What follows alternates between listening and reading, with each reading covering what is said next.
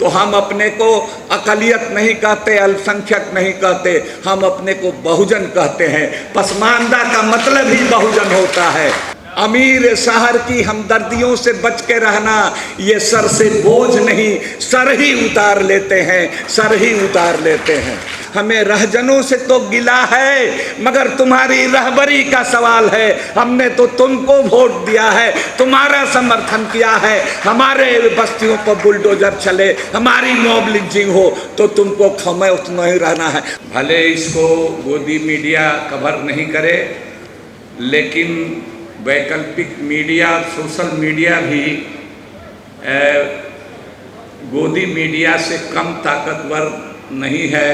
इसने साबित कर दिया है पिछले चुनाव में भी कि कुछ लोगों ने कहा कि ये एकेडमिक एक्सरसाइज है, बुद्धि विलास, अगर उसको हिंदी में कहेंगे, इस सम्मेलन को कहा कि बुद्धि विलास। कुछ लोगों ने कहा कि ये अपनी दुकानदारी चला रहे हैं।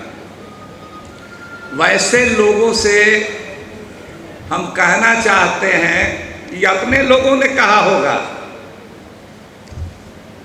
अगर उनको किसी 5 स्टार होटल में सम्मानित करने के लिए बुलाइएगा तो 40 MP आ जाएंगे, ओबीसी के, दलित के, जो के।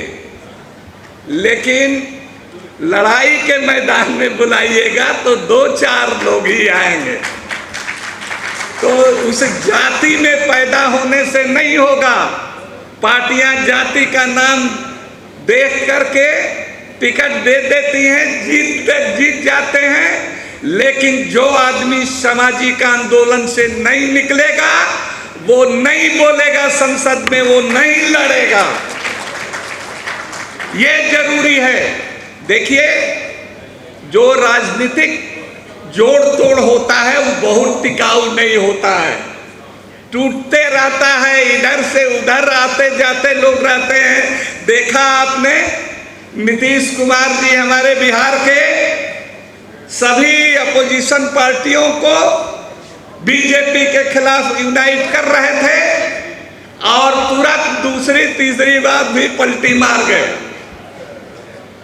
तो लेकिन जो सामाजिक आंदोलन, जो लोग सामाजिक आंदोलन का मजाक उड़ाते हैं, उनके बारे में हम कहते हैं, सामाजिक आंदोलनों का जो प्रभाव होता है, इम्पैक्ट होता है, असर होता है, वो लंबे समय तक होता है। महात्मा फूले हों, परियार हों, बाबा साहब अम्बेडकर हों, ये तमाम लोगों ने सामाजिक आंदोलन, तो इसलिए ये देश भर के जो सामाजिक आंदोलन के जो नेता यहाँ पहुँचे हुए हैं, ये एक संदेश पूरे देश में जाएगा।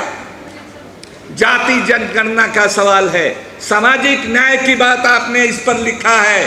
सामाजिक न्याय का मैं कहना चाहता हूँ, जिन लोगों ने, हम लोगों के समाज से ही हैं और सामाजिक न्याय की फसल काटी है, जमीन तो हम लोग तैयार करते हैं, लेकिन उन लोगों ने आज सामाजिक न्याय आंदोलन हो या दलित आंदोलन हो, उसको भटका दिया है, कहीं ना कहीं अंधी गली में ले जा करके उसको फंसा दिया है।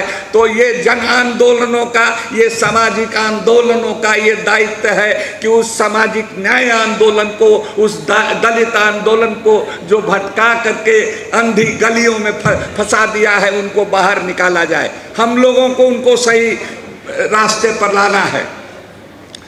जाति जनगणना कितनी जरूरी है। बिहार में जाति गणना हुई, कितना बढ़िया मैसेज गया, लेकिन देखा आपने EWS जो हुआ, जो संविधान विरोधी है, उस पर कहीं रोक टोक नहीं, ताबड़तोड़ बहालियां उस पर शुरू, और सुप्रीम कोर्ट की उस पर मुहर भी लग जाती है।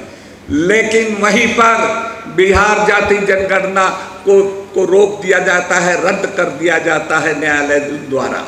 तो हम लोग मांग करते हैं इस मंच से कि 9th शेड्यूल में उसको ले जाइए, और ये जो लोग भी, जिसकी जितनी भारी हिस्सेदारी, वो पार्टियां, जो अच्छी बात है कि इंडिया गठबंधन के तमाम लोगों ने ये नारा दिया, तो उसको मूर्त रूप देने के लिए वो सदन में आवाज उठाएं। जाति जनगणना की बात तो एनडीए सरकार नहीं कर रही है, अभी जनगणना की बात कर रही है, लेकिन जाति जनगणना हो जो 21 में होनी थी, जो 21 में होनी थी, वो 4 साल लेट हो गया। अब 25 में आने वाली जनगणना है, वो जाति जनगणना हो।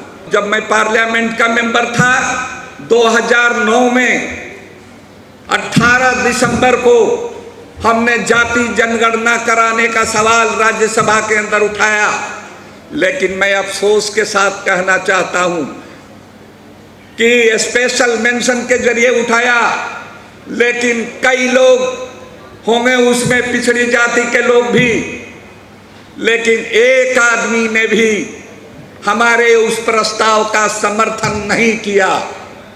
यूपीए 2 की सरकार थी, एक आदमी ने भी उसका समर्थन, हाथ उठा करके भी समर्थन नहीं किया।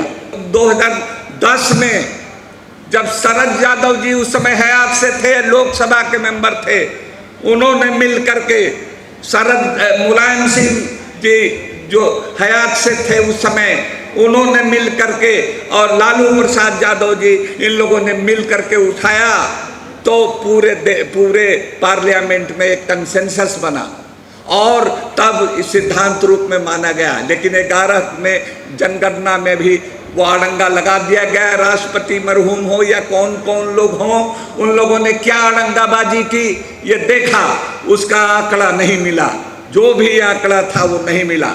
तो इस बार जाति जनगणना की बात सबसे पहले हम लोगों को करनी चाहिए।